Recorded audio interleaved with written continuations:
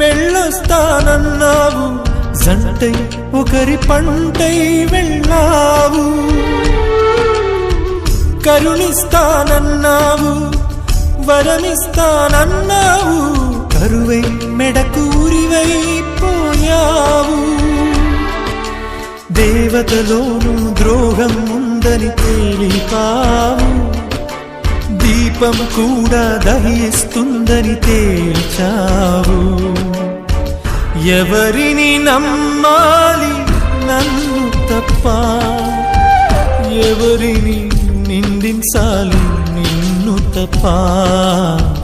నువ్వంటే ప్రాణమని, నీతోనే లోకమని, నీ తోడే లేకుంటే బ్రతికేది ఎందుకని. ఎవరికి చెప్పుకోను